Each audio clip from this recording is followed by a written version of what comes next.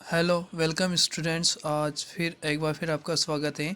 अब हम कुछ नया ट्राई करने वाले हैं। अब हम पढ़ेंगे सोलिबिलिटी फार्मास्यूटिक्स, फिजिकल फार्मास्यूटिक्स जो सब्जेक्ट होता है थर्ड सेम के अंदर, उसका हम पहला टॉपिक कवर कर रहे हैं। सोलिबिलिटी क्या होती है और वेरियस सोल्यूबल एक्सप्रेशन क्या होता है।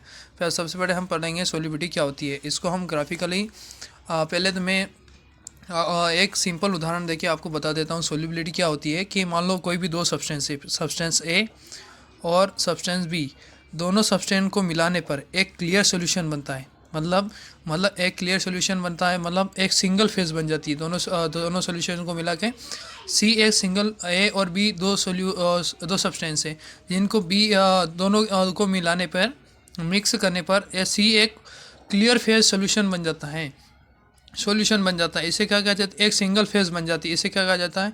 इसी टर्म को सोलिबिलिटी कहा जाता है। मतलब यह एक मैं और उदाहरण देके, मान लो मिल्क है, मिल्क ए सब्सटेंस है और दूसरा क्या है? वाटर है।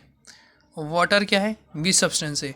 ए और मिल्क और वाटर दोनों मिलकर एक क्लियर सॉल्यूशन बनाएंगे तो क्या होगा? दोनों इक्वली डिस्ट्रीब्यूटेड है। वाटर मिल्क में अगर एक मान लो 10 ग्राम, मतलब 100 ग्राम दूध है, वो उसके अंदर 50 ग्राम पानी मिला दिया, 50 ग्राम पानी मिला दिया तो उसमें कोई फ़र्क नहीं पड़ेगा, वो एक सिंगल फेज बन जाएगी क्लियर सॉल्यूशन की। ऐसे ही इसी को सोल्यूबिलिटी कहा जाता है। मतलब कितना पार्ट सोल्यूट का डिजोल्व करे, जो डिजोल्व करने पर वह इक्वली डिस्ट्रीब्यूट हो जाए, मतलब एक सिंगल बेस होमोजेनियस मिक्सचर बन जाए, उसे ही सोल्यूबिलिटी कहा जाता है। ऐसे समझे तो कि यूँ कहा है क्या कितना, मान लो वाटर और अमाउंट को डिसोल्व किया, एक सिंगल फेज बन गई। ऐसे ही अलग अलग एक्सप्रेशन होता है सोल्यूबल। वहाँ सोल्यूट और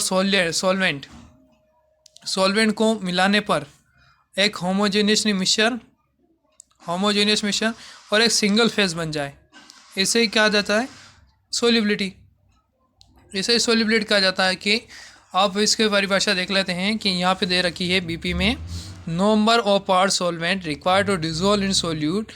तो स्टेट ऑफ मतलब कितना सोल्यूट हम लेंगे सॉल्वेंट के अंदर डिजोल्व करने पर कि जो एक फिक्स टेम्परेचर पर क्लियर सोल्यूशन बन जाए, होमोजेनियस मिक्सचर बन जाए, इसे ही सोल्यूबिलिटी कहा जाता है। सोल्यूबिलिटी के एक्सप्रेशन हम पढ़ेंगे कि क्या क्या होता है, कि वेरी सोल्यूबल कब होता है और सोल्यूबल कब होता है, ये सब हम पढ़ेंगे। वेरी सोल्यूबल क्या होता है? कि जो सोल्यूट की क्वांटिटी है लेस देन 1 पार्ट हो तो वेरी सोल्यूबल होगा। और freely soluble 1 part two 10 ml के अंदर सोल्यूबल का 10 ग्राम इन मतलब जो सोल्यूट है 10 ग्राम होता है और 30 ml के अंदर। स्प्रिंगली सोल्यूबल 30 ग्राम इन 100 ml के अंदर और स्लाइटी ml 100 ग्राम इन 1000 पार्ट के अंदर। वेरी इनसोल्यूबल कब होगा? 100 पार्ट इन 10,000 पार्ट के अंदर। इनसोल्यूबल का होगा मोर देन 10,000 पार्ट के अंदर इनसोल्यूबल माना जाता है सोल्यूबिलिटी। और एक और हम इसमें